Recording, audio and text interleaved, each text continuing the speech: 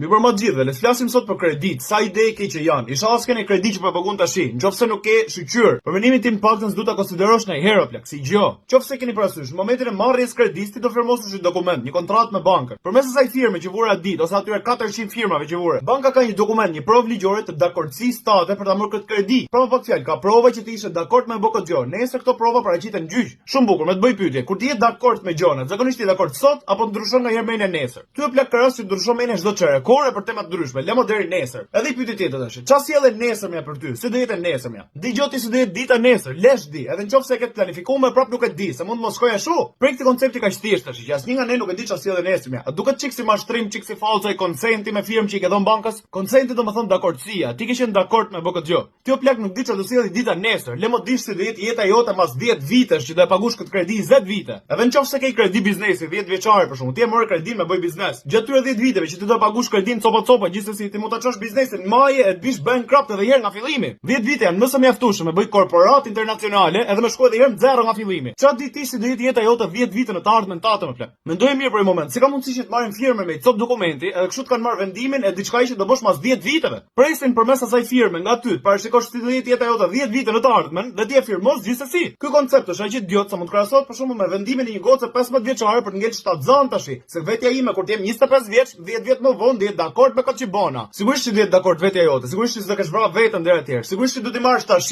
vendimet me jetën tënde 10 vite më vonë, edhe pse s'ke iden fare se do jetë. Ajo kontratë me bankën, ajo firma që vën faqet fundit, ajo është një lak të fyti jot. Ajo është një karrëm që të kanë hedhë dhe ti e hongre, ti e peshku. Në momentin që ti bie dakord, ti firmos me i marr këto lek tash dhe do e paguash 10 vjet copa, ti ke shit jetën tënde 10 vite në të ardhmen. Shpresoj ta kuptosh këtë gjë. Bankat ka dhënë këto lekë tash, ti i ke dhënë veten tënde 10 vite nga jeta jote. Këtë i ke dhënë mbrapsht. Nuk e di si duket ty, po ajo kontratë për menimin tim duhet të jetë pa lishme. Nuk e kuptoj si mund të jetë lishme gjë e tillë. Ti edhe nëse je rritur tash, edhe nëse je 28 vjeç, je fëmijë në krahasim me veten tënde kur ti je 38 vjeç. Shpresoj ta kuptosh këtë gjë. Me shpresën e Zotit, nëse ka kaluar 10 vite ti do jesh më i zgjut, jo më pak i zgjut. Kështu që tash për veten tënde mas 10 vitesh ti je një fëmijë. Kështu që për menimin tim, se di se gjykoni ju atë kontratën, është si më i marr firmën një fëmijë. Kujdo që po i marr firmën, po i marr dakordsinë ligjore që ai do bëj një vendim 10 vite në të ardhmen, ti e të fol me kalamanin. Kur të marrë kredia, atëherë do jetë rrit ky personi. Nuk ka rëndësi sa i rritesh tash, siç folëm, ai do jetë gjithmonë fëmijë për veten e vet në të ardhmen, kur të ketë marrë kredia. Kështu që më pak fjalë, më përmbledh me fjali. Kto ka një kontratë ligjore ku një fëmijë mund të shkojë të firmosë e të shesë jetën e vet. Nuk mendoj se përmes kësaj kontratës janë të ja fut shumë, jo pak, shumë fare. Unë do ju sugjeroj mos merrni kurrë me këtë lloj muhabetesh. Unë personalisht mos ja pafsha derën kurrë. Po të paktën, nëse keni bë plane me amore, s'doni më ndryshu mendje tash për fjalët mia, megjithëse kam të drejtë. Paktën shkoni lexojini kontratën, pastaj firmosni 400 herë. Mbaj mend një gjë, ky institucion meriton respekt sepse ka hapur ndërtesë ku mund të shkosh aty të marrësh lekët që duan. Po mbaj mend që kur të kthesh të lekë, do i kthesh më tepër se si more, siç ishte kontrata, kështu që meriton dhe ti respekt. Edhe ata kanë nevojë për ty,